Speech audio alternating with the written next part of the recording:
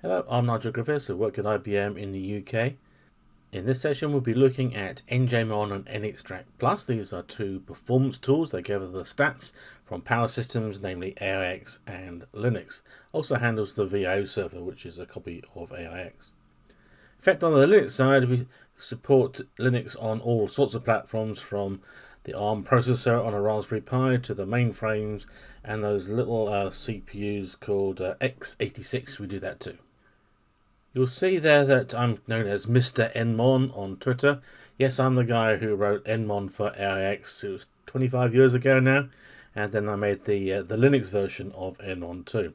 And that's still going strong, but I'm also the guy that caused all these nmon files to be created.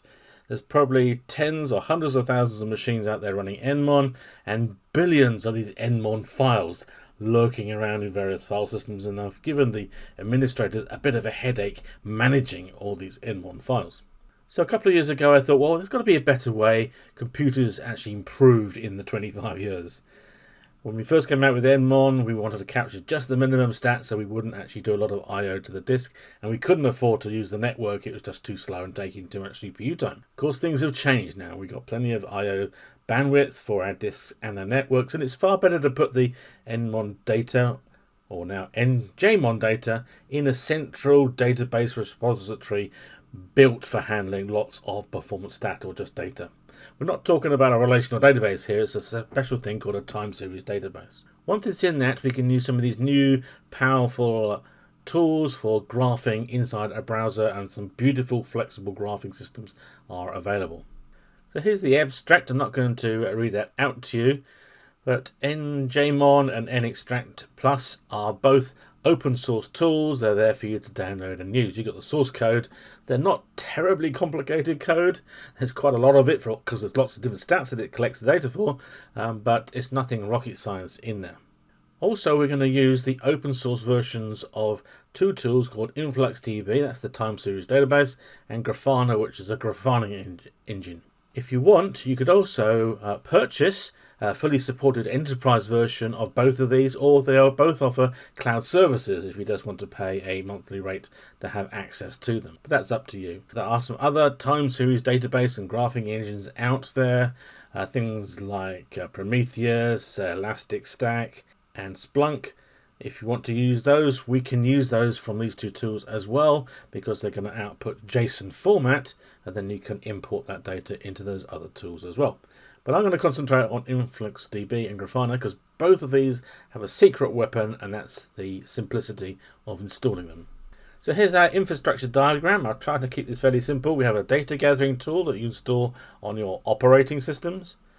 Then you have the Influx database that hold the data. We send that directly to the database over the network. Then we have Grafana running, which is the graphing tool, and then you access it via a browser. And Grafana actually talks to the database to get the data out and displays all the graphs for you. Now, I don't want you to have the idea that this is all going to take hours to install, and it's very complicated, so you're not going to actually bother. You're just going to listen to this and then move on. This is actually very, very quick to install. I'm pretty sure you've already got a browser on your workstation, or whatever you want to call it. You've probably got AIX and Linux installed around your computer room. We just need to find a bit of compute resources, a virtual machine to run the InfluxDB and Grafana. And you don't need a lot of resources in there. 1 or 2 CPUs will be fine.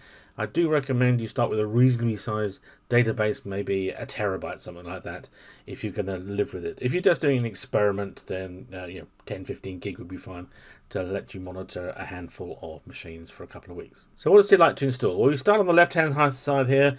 The njmon is a single binary that you can install on each of these systems. It could be in, if it's AIX, the user lbin, or if it's on Linux, they put it in the user local bin. One little file, you pop it in there. We've even got a little script that will actually do this for you and set the permissions up right. Then you have to add one line to your cron tab. Typically, we want to start this once an hour. We have a little trick. If it starts it up once an hour and we can see that the previous one was already running, then it will silently go away and leave the original going. This means if you restart your operating system, or if it crashes, of course my code is perfect, but let's just say it did happen once, then it an hour later, it will actually start another copy, and we're collecting the data again. So we won't have these big gaps in the data that you don't notice until later. In the red circle there, we got to find some resources to run these. Could be on ARM. I've run it on a Raspberry Pi for a handful of servers. That was fine. AMD 64, or some people call that x86. You can run it on a laptop or on a server. That's up to you. A laptop's quite good for quite reasonable size implementations. But if you're putting it onto a server, it's probably AMD 64 or Power. And best bets for me is to run that on Linux, the Red Hat or the SUSE or Ubuntu operating systems. They're all very clearly documented by the vendors of the two products. If you want to run it on AIX, you can too. The Power DevOps people have pre-compiled the open source for you for AIX. You can just install that. For the middle part in here, the install and setup after you have an operating system running that's available to you is probably 30 minutes or something like that at most. So an hour perhaps for the whole thing to connect these things together. When you start up njmon, you do need to point it at the right host name and a port number and which database inside the database you actually want the data to be put. With Grafana, you have to create a data source and point it to InfluxDB. That's 2 seconds with the user interface. In InfluxDB, you have to create that the database name. We tend to use njmon as the database name, but you could use anything you like. Then with your browser, you go to the server, the host name, where Grafana is running, and port 3000, and you'll be asked to log in, set the admin user's password, and then off you go. If we sort of open the book a little bit in here, we're looking at the Influx database and what's actually going in there. It's not a relational database, it's a time series database. This means it operates very, very fast with data ingestion from hundreds and hundreds of sources if you've got that amount of things you want to collect. And in there we have things called measures. So these are naturally the pieces of infrastructure we have inside a computer, the CPUs, the memory, the disk, the paging. You can see a great big long list there. So if we look inside the CPU utilization measure, we have the user, system, idle and wait utilization percentages, as you might expect. For memory, we'll have how much memory we got, how much is free, and the various uses of it. They're quite different on AIX and Linux, but you'll get the idea. Disks, of course, they're everywhere, and they're much the same. So there'll be the kilobytes per second reading and writing, the number of packets being written, and then we'll have things about how long the disks are taking to respond. And all the other ones have lots and lots of statistics in there, and we've probably got 10 times more stats than we have with the old nmon data, because we can just handle the bandwidth in our modern computers. When we start up Grafana, as I've said, we have to name the InfluxDB as a database source. Grafana can handle lots and lots of other sorts of databases. It can do relational databases as well, all sorts of things. But we tell it that there's an Influx database over in here, and here's the host name, and there's a default port that it's going to connect to, and then you have to tell it about the actual database name inside the database. njmon is the usual one we're using, and then it says, okay, I understand all that data, I can now draw graphs. Now you can start drawing the graphs by hand if you want, and working out how you want to see them displayed, or we have a series of dashboards pre-created for the njmon data for AIX and Linux. So if you actually go to grafana.com/dashboards, slide down a page and type in njmon in the search criteria, you'll see a whole load of dashboards. Most of them actually I created. There's some other fans of njmon that have created their own. And in there you'll see a number.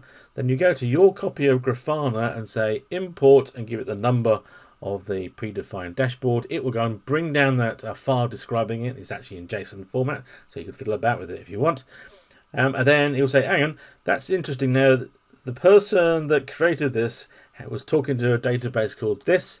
Are you using the same name? And if you want to use njmon as the database name in Influx, then it says, okay, and then you can see immediately the graph, or a set of graphs for the njmon data. And we have some which have simple 6 graphs, and we have some that has hundreds of graphs on them, and you can go and look down them and then decide what you want to see.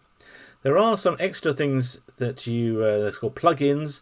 For example, you can see on the picture down here on the bottom right, there's a time. There's a a plugin that lets you display the current time. If you want that, you have to import that plugin into Grafana and restart Grafana. Again, it takes a couple of seconds if you want to do that. Okay, so let's look at some graphs. This is Chrome, could be Firefox. If you're using something else, good luck. I think they'll be fine, but I'm not going to go bother testing them. Here we're going to log in. NAG, that's me. There's also an admin user that has the full privileges. I create my own user and I give myself full privileges, of course. But it's good to separate those two so you can see who's logged into the system. It's a multi-user system, so you can define lots of users and give them access to a set of graphs or to all graphs and cooperate with the dashboards between a team. So I'll log in as me, and this is the default home directory. Down in here we can see a whole bunch of dashboards that we could actually go and have a look at, and I'm going to look at this one here, Simple 6, as a good example of a fairly simple dashboard. I tend to recommend people to try this one first. Well, if you're AIX, there's another one for Linux, because the data is slightly different, particularly with the memory side of things. So we have in here, this is called a template, so I can flip between this host and a whole bunch of other hosts that I'm collecting data from, and they go and have a look at the data. I don't know, Silver 6, Silver 5 seems to be a bit more busy. That's over the past hour. These are called text boxes. We're pulling some numbers and text out of the stats. And so this is, if you like, the configuration information. We're running at 3.9 gigahertz. There's AIX 7.2, 16 gig of RAM, one disk, one network. And this is the machine is on, the serial number, and it's a Power 9 server. Now in here we have 6 simple graphs. So we have CPU consumed on a power box. This is the more important one than the utilization numbers. You can see we're entitled to this much in here. It's highlighting entitlement.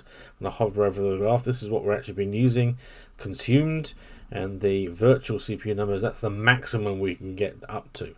And we can only get above the entitlement if we're uncapped. And capped 0 means not capped. Okay. Now over here we've got some memory stats. In here we've got file systems, not much happening over here. And we've got a run queue going up and down as programs come and go away. And we slide down, we got network stats in here. This is an iceberg chart, so it's received data at the top and transmitted data at the bottom. That's good to see, you know, how much is coming in compared to how much is going out. Database have very little in, which is an SQL statement, and lots of stuff going out, megabytes of data that it's returning. And we got the disks in here. This is the busy time. We can see, well, we nearly got to 1%, so it's not a very busy server for your disks. So we can very quickly get an understanding of the configuration and what's going on. But we can do a lot more powerful things over here. If we look in the corner in here, this is the last hour. That's why there's not much going on in here. We can change this to slide down. Well, if we got the stats, 5 years, but I've only got a couple of months worth of stats. But we can quickly go to 30 days and we can see what's going on. Also, it looks over that last month. Then we've got a couple of regular in here. Maybe these are the weekend or something that we're using all the CPU that we have available to us. And again, the run queue is going up to 8 during that time. So that's why we got peaks in our CPU consumption. Or we could say, okay, well, that's too much data. Let's go back to 7 days in here, and we can see this was the 9/11, and September 11th and September the 12th were the busy ones. I'd have to go and check what days of the week those were. We can also say, well, look, we don't care about those, that's the weekend. We want to actually drill into this one here.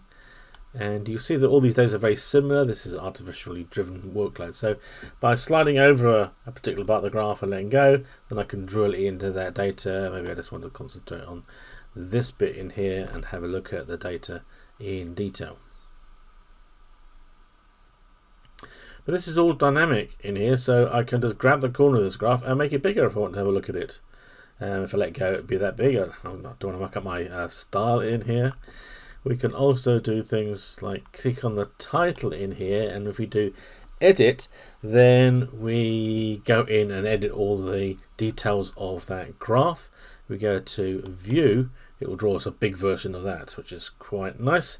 If we take the back arrow there, we'll go back to looking at them all. But wow, quite a beautiful graph actually, isn't it? Okay, so we'll come back out of that. So this is all dynamic, and we can change the scaling, which is a particular use. That's something we can't really do with the nmon data. That was always a problem, trying to consolidate the data as it was getting older. Now down in here we have a run queue graph. This yellow one is an average, and over, I think it's 100 points, and so that's why it can't start that. It starts building the average after it's got the first 100 points. So this is the average over the previous 100 points or something like that. We could drill in to find a look. But that's a particularly nice little graph in there. Let's see if we can reproduce that for the run. So a new panel is up in here. Add a panel. These boxes are called a panel with have different types. This is a text field.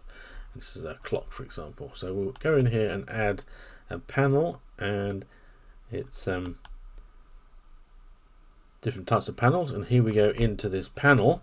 Nothing in here. It used to actually give us random data in here just to create something, but people got a bit confused at that point. I have the default data source set up to the Influx database on a database called njmon, and in here we're going to then select a particular measure, and it's a kernel number for the, so I just typed in cur and it found everything starting with a cur, and then the value, the statistic in here is a run queue. There it is, run queue, and then we have the graph. Wow, that was pretty quick, right? We didn't have to do very much to get that working. A couple of nice things we could add to this is we've got the title up in here, which is the default, which is over here. So let's put in run queue, spelled however you like. You have to move it to another field, and it changes up in here. And if we say apply, we've actually got a new panel in here, and we could make it obvious, more obvious by making it a bit bigger. Okay, took me a long time to work out how to change the color of this, and it's one of those things that's so dumb when you think of it. You click down here on the key, you click on the color, and you can set it to any color you like. Look at that. Now you know it's blatantly obvious. Let's go back into there. It's not telling us the actual the detail of the stats in here, although the name is up here already. So we're going into edit, and we're back to this one in here, and we're going to put in a run queue in here, and there we go. Let's change it back to the color again. I'll change it to red. Okay, and then we'll apply that. So now we have a nice run queue in here in detail. Now while you weren't looking, I changed the time period up in here to show you a particular thing. You can see here it's auto scaling the size, so it's a 3 to 1.5, so the graph looks quite detailed. But sometimes if you want to compare this with another machine, and these are on different sliding scales, it can confuse you or misguide you. But we can switch these sorts of things off, and a few other things in here. Lots of features that we can learn about down in here. If we want to switch that off, there's a minimum. Instead of being auto, we can say switch it to 0, and now we have it rescaled to fit on and show us where the actual 0 is. We can also do things like changing to a bar graph. Well, you know, sometimes that's good, sometimes it's not so good. Or we can actually get it to put up just the points there. Sometimes if we're looking at the lines, and I'll just drill into a little part of it in here, we can see the individual snapshots that njmon is sending to the database, and in between that, of course, it doesn't really know what the number is, so it's just putting you down the points in here. We can actually work around that as well. We've got connect null values. If you like, this one is set to 1.5, then it's null, null, null, null, and then there's another one down here at 1. So we can say connect those up, and it'll actually draw a much better line for you to see what's going on. Lots of things down here to play with. You need to spend some time learning those.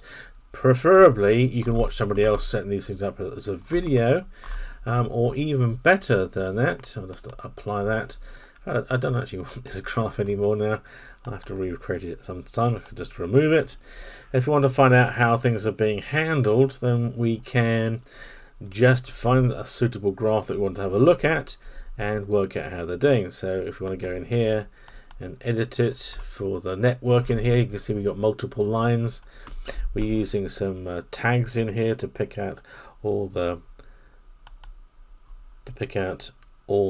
networks automatically, and it's getting the names of the network interfaces using this little expression down in here. So it's Ethernet received, loopback received, Ethernet transmit, and loopback transmit, and we can see how it's actually doing that to pick up these lines.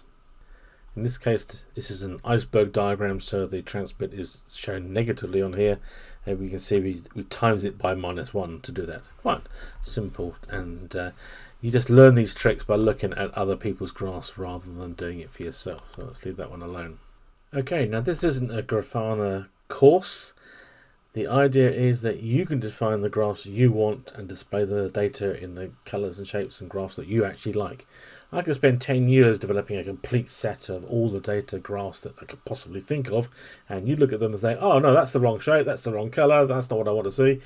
But now you can actually decide what you want to look at. There's a basic set, and I'm going to quickly go through some examples of that now. So this is what I call my simple 6 for AIX. The plus is for these ones across the top with some configuration information in it.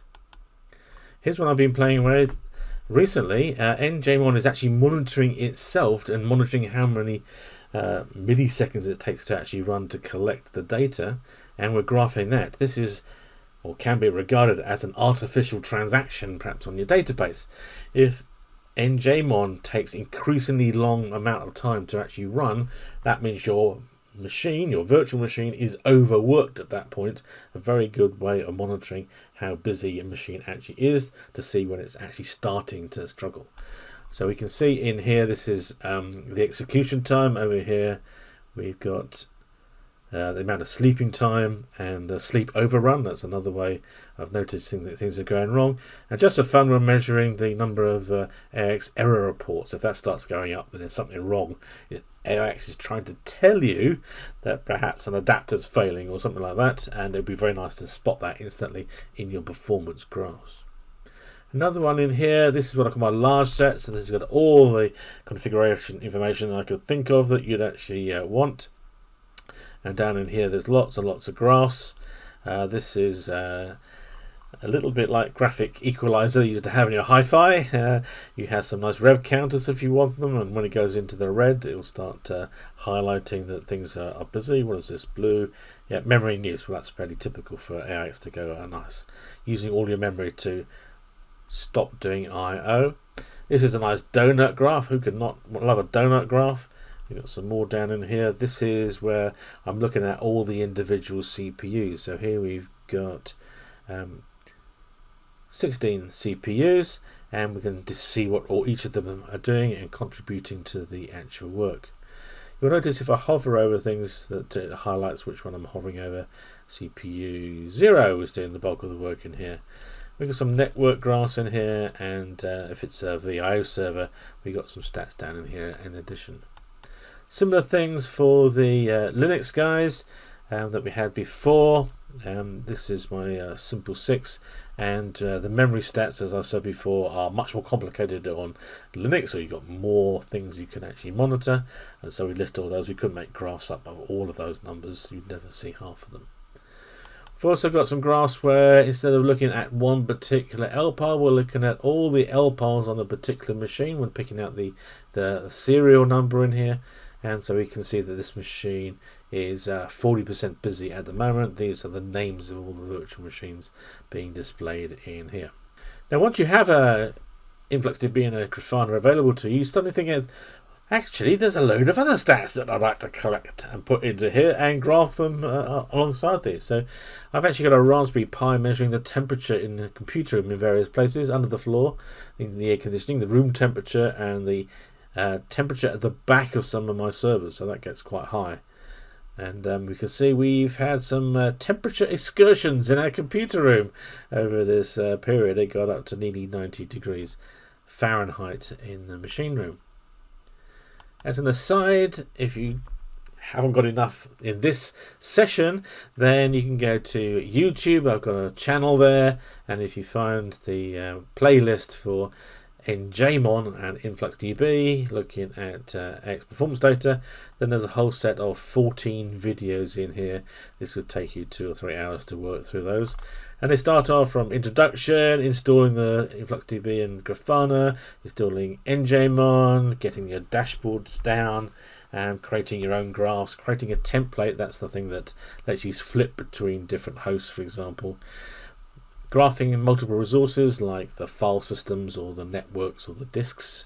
You can automatically find all those and list all the names so you don't have to hand code those in.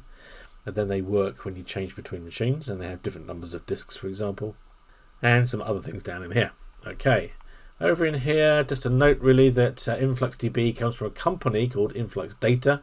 And you go in here, hit the get InfluxDB, and then find the open source. They call it the OSS, open source software version.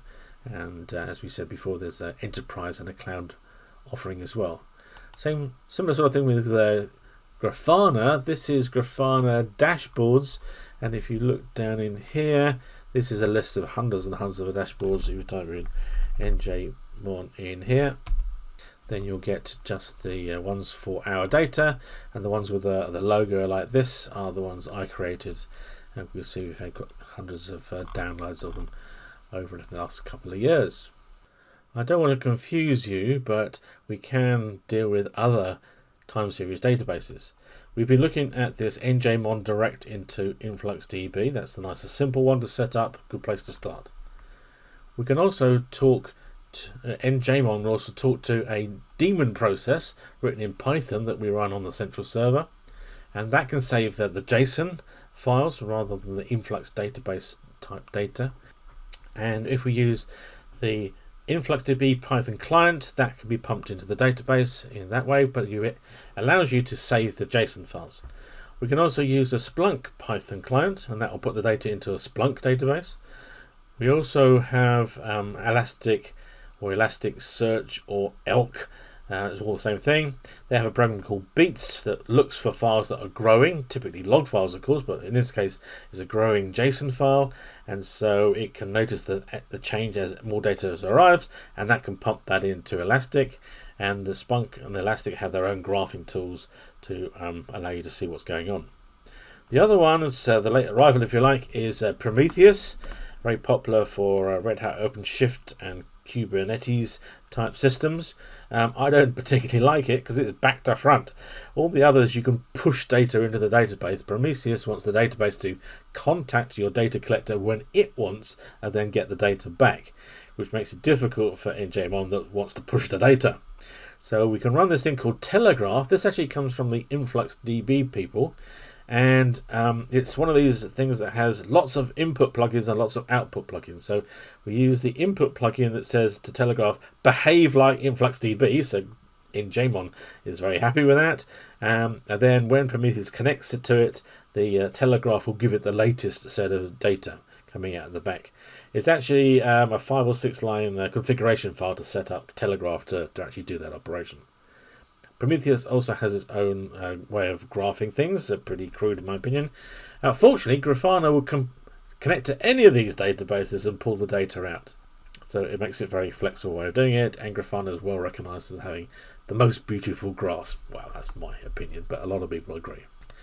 Oddly enough, if you're going to use Telegraph in here, Telegraph has output plugins for Splunk and Elastic directly. So there's another way of doing the getting the data into Splunk and Elastic.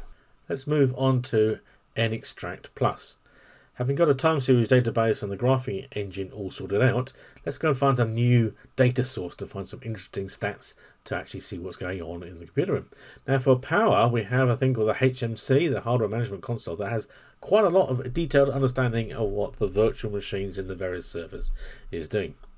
First of all, the HMC is connected to all the power machines in your computer room, or a set of them per HMC at least. And the HMC is aware of the how much CPU time, how much memory, the adapters, the virtual disks, and the virtual network that a particular virtual machine has. Because it's connected to the service processor and the hypervisor, it can detect how much CPU time you're actually running. It knows how big the memory is, but not what you're doing to it. And when you're using virtual I/O, which most people are because they want to use the live partition mobility, the HMC is talking to the VIO servers, partly for the setup reasons for connecting those resources, but the VIO servers are very aware of how much I/O is flowing across its virtual networks and its virtual disks. So the HMC, when you switch on the monitoring of these things, actually gathers all that data into a database inside itself, and you get access to that via this HMC REST API. The simplest way of getting that data is by using a Python program. So that's what nextract plus is about. So it understands the server configurations, it understands the virtual machine configurations, it understands the CPU and memory and the virtual I/O for disks and networks going on. It can see how much compute time the VIO servers are using as well, and we can actually detect some of the hypervisor usage of the CPU and memory as well. So all that information can be pulled out of our HMC, and we'll push that data using Python and the InfluxDB Python client code as a module or library, and pushes it into the database, and all that becomes available on via Grafana on your dashboards. Now there's a lot of information at various levels there, so it can get confusing if I show you one large page that covers all of this data. So I'm going to very quickly go through it and show you some of the data, but you need to explore it in your own right. You may only be interested in one or two or three of those layers of where it's getting the data from. Now it doesn't understand much about the operating system, so we don't know what you're doing with the memory, we're not quite sure what the processes are. It might be able to see your disk I/O but not your file system. It can't see things like for AIX and Linux your run queue, for example. So it is limited in some senses, but it will work for all the operating systems we get on our servers. So that's AIX, IBM I and Linux on Power. So let's go and have a look at some of the graphs we generate using this tool. So we're looking at Grafana with a different dashboard. This one matches the data coming from the nextract Python program. We run one of those programs against each of the HMCs we have in the computer room. It has to have a network connection to the HMCs, and then it's also got to have a network connection to the Influx database to put the data in. This dashboard then lets us see all of the machines we're connected to our HMCs. We've only got a couple.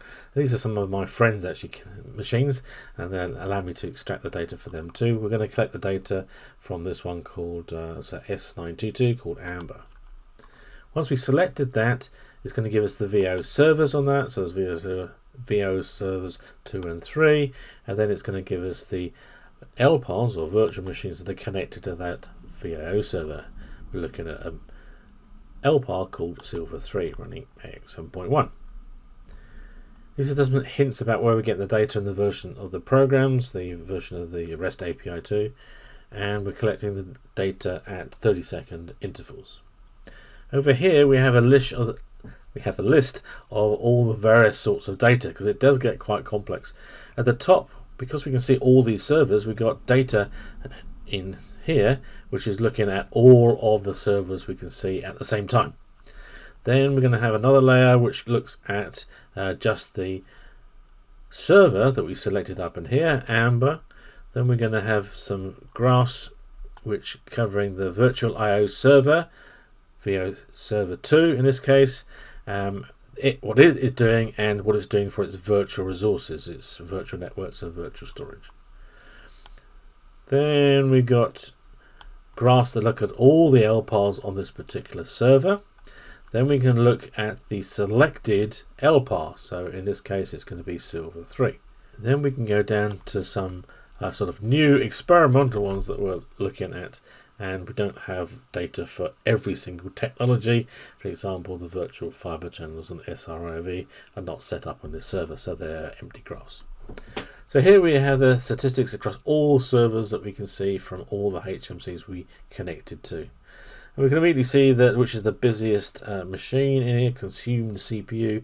That's Merseyside, that's our E880. Over here we can see memory. This is memory that's been assigned two LPAs, so we can see which has the biggest amount of memory assigned to all the LPAs on it, and that's actually Lancaster. And then we have, if we were looking for a machine that has CPU available and memory available, then we look at these two graphs. We'll see which one's got the most memory, which is Dorset, and which one's got the most, sorry, that's CPU, and then we look at this one for the most memory. So Dorset would be the natural place to put some great big LPAR that we're trying to install. Down in here now we're looking at a particular server. It's called Amber, and what's going on there. We can see how much utilization it has of the CPUs, and it has 16 CPUs actually in it, and actually still available. They haven't been decommissioned or switched off or anything. We've got the physical processor pool in here, how much of that is being used. We've got the memory in gigabytes. This is assigned to virtual machines. We're not quite sure what the virtual machines are doing with it. And we can see there's actually quite a lot of memory unused in this particular server. These two are quite interesting because I've never seen anywhere else to get these stats from.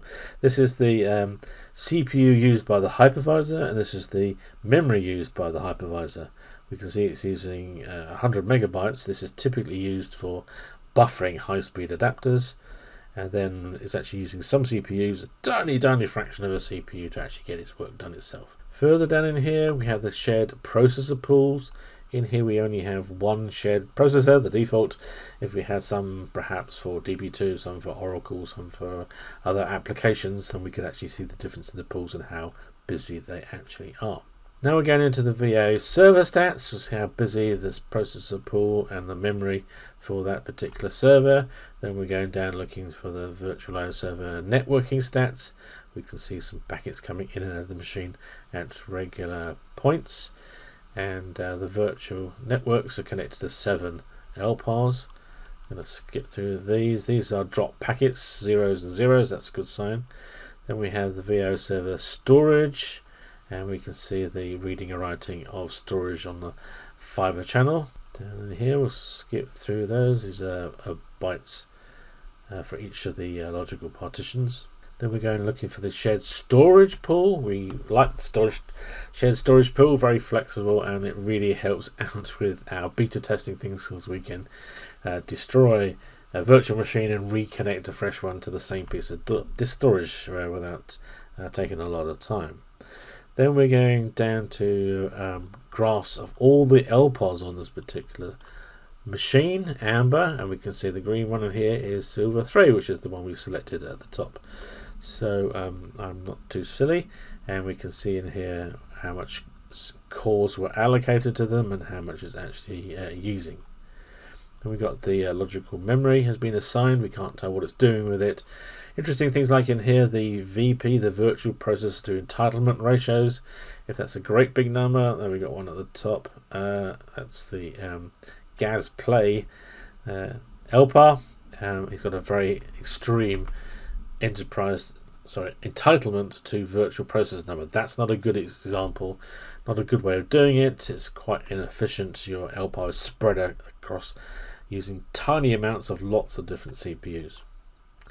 Then we've got some LPAR settings in here. Might be useful if you're trying to adjust things and change things, or gather up, harvest some resources from unbusy logical partitions to put them into your busy logical partitions. Then we have some capped and uncapped stats. They look different.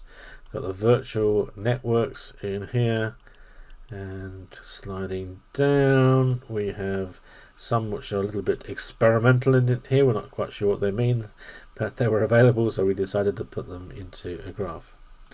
Now we're going down to a single LPAR. This is the Silver 3. This is, you can see it has an entitlement here. It's actually using more of this entitlement, but it's never actually running at the virtual processor a number, which is good. This is working nicely. It's taking CPU resources out of the pool, but not actually running out of resources. Then we have the memory. We can just say how much is actually there.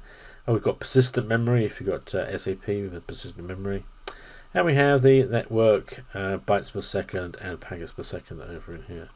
Then we got the disk storage. It's just using generic virtual SCSI adapters, and so we can monitor how busy those are too.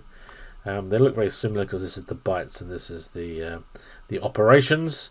The scale is different, but they should look the same, assuming that all the packets are coming out the same size. Then we got some experimental ones in here. We're looking for the top servers. Noting here that the names of these servers have been hard coded to look into which ones are the busy one. The red machine, the S924, is the busiest machine here. Here are the ones I said they're experimental, or we just don't have these sort of resources connected in our computer room, so we're not actually getting that data from the HMC because there is no data of that type. Right, let's come to some conclusions now. Okay, I've zoomed back up to the top now. There's an awful lot of graphs in there and an awful lot of data in one great big dashboard. We could split those out into different other layers. So we could have the whole computer room, we could have one particular computer, we could look at one particular virtual I/O server, all the virtual machines on one particular virtual machine at the different levels there. We could split those out into different dashboards, and we could actually link them so you could actually move between all of them very quickly. It's one technique for building really big dashboards. But I thought I'd show you everything, and then you know if there's anything in there that you'd actually like. So there we go, we have two data sources, njmon and nextract plus. They're complementary, you can use one or the other or both. And it's all open source, so you can do all this for free. If you want support or to use a cloud service, then InfluxDB and Grafana offer that too. Hope that's been of use. Don't forget to get in contact with me if you've got any questions. Do remember I'm doing this project for fun. It's not actually my job, although I do enjoy it. Okay, thank you for your time. Here's a few URLs of where to get the tools and Influx and Grafana. Good luck with your project. Do let me know how you get on. Thanks for watching.